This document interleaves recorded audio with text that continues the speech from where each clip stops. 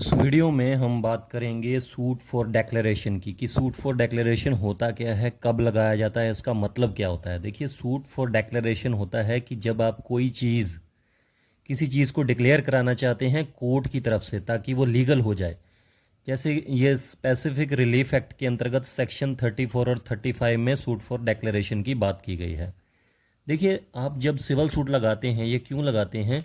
Suit for declaration, मान के चलिए आपका कोई लीगल राइट है, कोई आपका अधिकार है, कोई राइट्स हैं, कोई भी लीगल स्टेटस है, लीगल राइट है किसी प्रॉपर्टी के ऊपर। एग्जांपल ले लेते हैं कि किसी प्रॉपर्टी के ऊपर आपका लीगल राइट है, लेकिन सामने वाला व्यक्ति जिसके खिलाफ आप केस लगा रहे हैं वो उसको मानने से इनकार कर रहा है। वो उसको आपकी मतलब अधिकार को मानने से इनकार कर रहा है, वो नहीं मान रहा है। तो फिर उसको लीगल तौर पर डिक्लेयर करवाने के लिए आपको कोर्ट में जाना पड़ेगा और सूट फॉर डिक्लेरेशन लगाना पड़ेगा। अगर प्रॉपर्टी का राइट है, अगर आपके पास कब्ज़ा भी नहीं है उसका, तो फिर आपको क्या होगा कि आपको सारे रिलीफ इकट्ठे ही मांगने होंगे। सूट फॉर डिक्लेरेशन, एक तो आपको ये सूट लगाना होगा कि डिक्लेरेशन का कि मैं इसका मालिक हूँ, ये मेरा राइट है और लीगल अधिकार में है, मतलब असली अधिकारी मैं ही हूँ इसका। और साथ में आपको पोजेशन का रिलीफ भी मांगना होगा।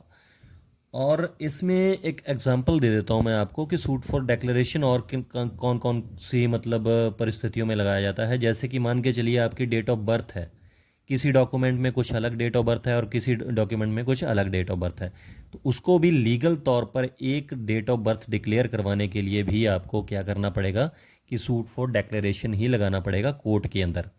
आप सूट फॉर डिक्लेरेशन लगाएंगे, अपने पूरे डॉक्यूमेंट्स लगाएंगे, उसको प्रूव करेंगे कि मेरी असली डेट ऑफ बर्थ ये है।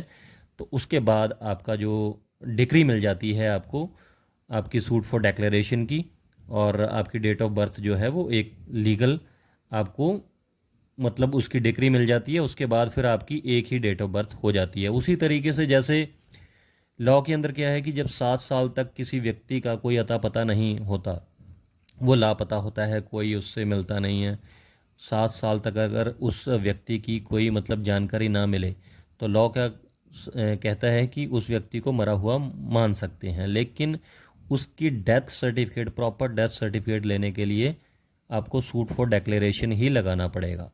तो ये हो गई सूट फॉर डिक्लेरेशन की बात कि आपको कब लगाना पड़ता है। जब आपके कोई अस्तित्व को मानने से इनकार कर दे, आपके लीगल राइट्स को मानने से इनकार कर दे, आपके अधिकार को मानने से इनकार कर दे, या आपके किसी प्रॉपर्टी राइट को मानने से इनकार कर दे, तो फिर उसको डिक्लेयर करवाने के लिए लीगली तौर पर आपको सूट फॉर डिक्लेरेशन लगाना पड़ता है ताकि कोई आपके अधिकार को नकार ना सके।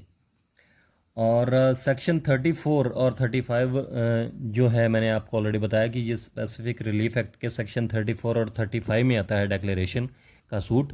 तो 34 क्या कहता है कि इसी तरीके से इसमें यही प्रोविज़न दिया गया है कि लीगल राइट को मनवाने के लिए आपको डिक्लेरेशन का सूट लगाना पड़ेगा। और 35 ये कहता है कि जिसके खिलाफ भी आपको डिक्री मिली है वो सारे उसको मानने के लिए बाउंड होंगे, चाहे वो उसके उत्तराधिकारी ही क्यों ना हों। जैसे मान के चलिए ए नाम का व्यक्ति है, उसने सूट फॉर डिक्लेरेशन लगाया बी नाम के व्यक्ति के खिलाफ। अब बी नाम के व्यक्ति के खिलाफ उस ए को डिक्री मिल गई, ये जो है वो केस जीत गया, इसके खिलाफ डिक्लेरेशन की डिक्री मिल गई।